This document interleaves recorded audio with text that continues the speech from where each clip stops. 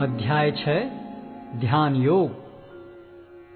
श्री भगवान ने कहा, जो पुरुष अपने कर्म फल के प्रति अनासक्त है और जो अपने कर्तव्य का पालन करता है, वही सन्यासी और असली योगी है। वह नहीं जो न तो अग्नि जलाता है और न कर्म करता है।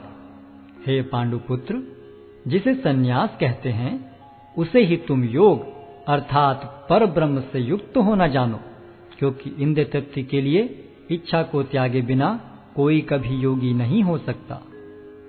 अष्टांग योग के नवसाधक के लिए कर्म साधन कहलाता है और योग सिद्ध पुरुष के लिए समस्त भौतिक कार्यकलापों का परित्याग ही साधन कहा जाता है। जब कोई पुरुष समस्त भौतिक इच्छाओं का त्याग करके न तो इंद्रिय तृप्ति के लिए कार्य करता है और न सकाम कर्मों में प्रवृत्त होता है, तो वह योगारूढ़ कहलाता है। मनुष्य को चाहिए कि अपने मन की सहायता से अपना उद्धार करे और अपने को नीचे न गिरने दे। यह मन बद्ध जीव का मित्र भी है और शत्रु भी। जिसने मन को जीत लिया है उसके लिए मन सर्वश्रेष्ठ मित्र है, किंतु जो ऐसा नहीं कर पाया उसके लिए मन सबसे बड़ा शत्रु बना रहेगा। जिसने मन को जीत लिया है उसने पहले ही परमात्मा को प्राप्त कर लिया है, क्योंकि उसने शांति प्राप्त कर ली है। ऐसे पुरुष के लिए सुख दुख, सर्दी गर्मी एवं मान अपमान एक से हैं। वह व्यक्ति आत्म साक्षात्कार को प्राप्त तथा योगी कहलाता है, जो अपने अर्जित ज्ञान तथा अनुभूति से पूर्णतया संतुष्ट रहता है। ऐसा व्यक्ति अध्यात्म को प्राप्त तथा जितेंद्रिय कहलाता है। वह सभी वस्तुओं को, चाहे वे कंकड़ हों, पत्थर हों या कि सोना, एक समान देखता है। जब मनुष्य निष्कपट हितैषियों, प्रिय मित्रों, तटस्थों, मध्यस्थों, ईश्वालुओं, शत्रुओं तथा मित्रों, पुण्यात्माओं एवं पापियों को समान भाव से देखता है, तो वह और भी उन्नत माना जाता है। योगी को चाहिए कि वह सदैव अपने शरीर, मन तथा आत्मा को परमेश्वर में लगाए, एकांत स्थान में रहे और बड़ी सावधानी के साथ अपने मन को वश में करे। उसे समस्त आकांक्षाओं तथा संग्रह भाव की इच्छाओं से मुक्त होना चाहिए। योगाभ्यास के लिए योगी एकांत स्थान में जाकर भूमि पर कुशा बिछा दे और फिर उसे मृगछाला से ढके तथा ऊपर से मुलायम वस्त्र बिछा दे। आसन न तो बहुत ऊंचा हो न बहुत नीचा, यह पवित्र स्थान में स्थित हो। योगी को चाहिए कि इस पर दृढ़ता पूर्वक बैठ जाए और मन, इंद्रियों तथा कर्मों को वश में करते हुए तथा मन को एक बिंदु पर स्थित करके हृदय को शुद्ध करने के लिए योगाभ्यास करे। योगाभ्यास करने वाले को चाहिए कि वह अपने शरीर, गर्दन तथा सिर को सीधा रखे और नाक के अगले सिरे पर दृष्टि लगाए। इस प्रकार वह अविचलित तथा दमित मन से, भय रहित, विषयी जीवन से पूर्णतया मुक्त होकर अपने हृदय में मेरा चिंतन करे और मुझे ही अपना चरम लक्ष्य बनाए। इस प्रकार शरीर, मन तथा कर्म में निरंतर संयम का अभ्यास करते हुए संयमित मन वाले योगी को इस भौतिक अस्तित्व की समाप्ति पर भगवत धाम की प्राप्ति होती है। हे अर्जुन, जो अधिक खाता है या बहुत कम खाता है, जो अधिक सोता है अथवा जो पर्याप्त नहीं सोता, उसके योगी बनने की कोई संभावना नहीं है। जो खाने, सोने, आमोद प्रमोद तथा काम करने की आदतों में नियमित रहता है, वह योगाभ्यास द्वारा समस्त भौतिक क्लेशों को नष्ट कर सकता है। जब योगी योगाभ्यास द्वारा अपने मानसिक कार्यकलापों को वश में कर लेता है और अध्यात्म में स्थित हो जाता है, अर्थात समस्त भौतिक इच्छाओं से रहित हो जाता है, तब वह योग में सुस्थिर कहा जाता है। जिस प्रकार वायु रहित स्थान में दीपक हिलता डुलता नहीं, उसी तरह जिस योगी का मन वश में होता है, वह आत्म तत्व के ध्यान में सदैव स्थिर रहता है। सिद्धि की अवस्था में, जिसे समाधि कहते हैं, मनुष्य का मन योगाभ्यास के द्वारा भौतिक मानसिक क्रियाओं से पूर्णतया संयमित हो जाता है। इस सिद्धि की विशेषता यह है कि मनुष्य शुद्ध मन से अपने को देख सकता है और अपने आप में आनंद उठा सकता है। उस आनंदमय स्थिति में वह दिव्य इंद्रियों द्वारा असीम दिव्य सुख में स्थित रहता है। इस प्रकार स्थापित मनुष्य कभी सत्य से विपत नहीं होता और इस सुख की प्राप्ति हो जाने पर वह इससे बड़ा कोई दूसरा लाभ नहीं मानता। ऐसी स्थिति को पाकर मनुष्य बड़ी से बड़ी कठिनाई में भी विचलित नहीं होता। यह निस्संदेह भौतिक संसर्ग से उत्पन्न होने वाले समस्त दुखों से वास्तविक मुक्ति है। मनुष्य को चाहिए कि संकल्प तथा श्रद्धा के साथ योगाभ्यास में लगे और पथ से विचलित न हो। उसे चाहिए कि मनोधर्म से उत्पन्न समस्त इच्छाओं को निरपवाद रूप से त्याग दे और इस प्रकार मन के द्वारा सभी ओर से इंद्रियों को वश में करे।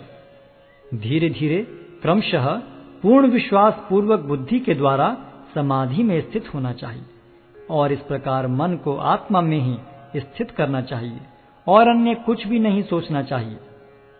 मन अपनी चंचलता तथा अस्थिरता के कारण जहां कहीं भी विचरण करता हो, मनुष्य को चाहिए कि उसे वहां से खींचे और अपने वश में लाए। जिस योगी का मन मुझ में स्थिर रहता है वह निश्चय ही दिव्य सुख की सर्वोच्च सिद्धि प्राप्त करता है। वह रजोगुण से परे हो जाता है।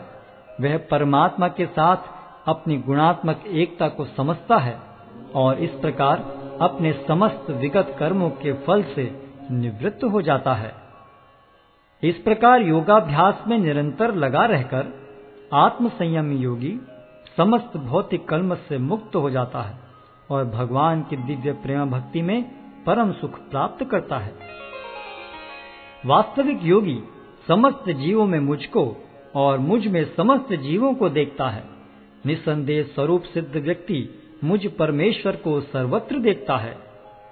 जो मुझे सर्वत्र देखता है और सब कुछ मुझ में देखता है, उसके लिए न तो मैं कभी अदृश्य होता हूं और न वह मेरे लिए दृश्य होता है। जो योगी मुझे तथा परमात्मा को अभिन्न जानते हुए परमात्मा की भक्ति पूर्वक सेवा करता है, वह हर प्रकार से मुझ में सदैव स्थित रहता है।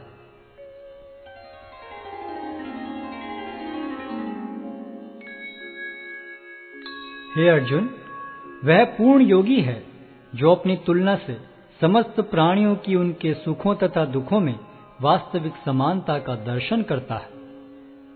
अर्जुन ने कहा, हे मधुसूदन, आपने जिस योग पद्धति का संक्षेप में वर्णन किया है वह मेरे लिए अव्यवहारिक तथा असहनीय है, क्योंकि मन चंचल तथा अस्थिर है। हे कृष्ण, क्योंकि मन चंचल, उच्छृंखल, हठीला तथा अत्यंत बलवान है, अतः मुझे इसे वश में करना वायु को वश में करने से भी अधिक कठिन लगता है। भगवान श्री कृष्ण ने कहा, हे महाबाहु कुंती पुत्र, निस्संदेह चंचल मन को वश में करना अत्यंत कठिन है, किंतु उपयुक्त अभ्यास द्वारा तथा विरक्ति द्वारा ऐसा संभव है। जिसका मन उच्छृंखल है उसके लिए आत्म साक्षात्कार कठिन कार्य होता है, किंतु जिसका मन संयमित है और जो समुचित उपाय करता है उसकी सफलता ध्रुव है, ऐसा मेरा मत है।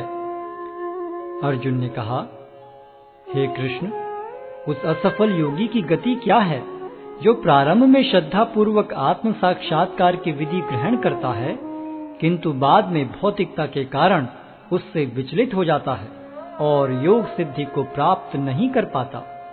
हे महाबाहु कृष्ण, क्या ब्रह्म प्राप्ति के मार्ग से भ्रष्ट ऐसा व्यक्ति आध्यात्मिक तथा भौतिक दोनों ही सफलताओं से च्युत नहीं होता और छिन्न भिन्न बादल की भांति विनष्ट नहीं हो जाता, जिसके फलस्वरूप उसके लिए किसी लोक में कोई स्थान नहीं रहता? हे कृष्ण, यही मेरा संदेह है और मैं आपसे इसे पूर्णतया दूर करने की प्रार्थना कर रहा हूँ। आपके अतिरिक्त अन्य कोई ऐसा नहीं है जो इस संदेह को नष्ट कर सके। भगवान ने कहा, हे प्रथापुत्र, कल्याण कार्यों में निरत योगी का न तो इस लोक में और न परलोक में ही विनाश होता है।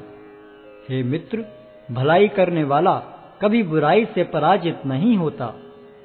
असफल योगी पवित्र आत्माओं के लोकों में अनेकानेक वर्षों तक भोग करने के बाद या तो सदाचारी पुरुषों के परिवार में या कि धनवानों के कुल में जन्म लेता है।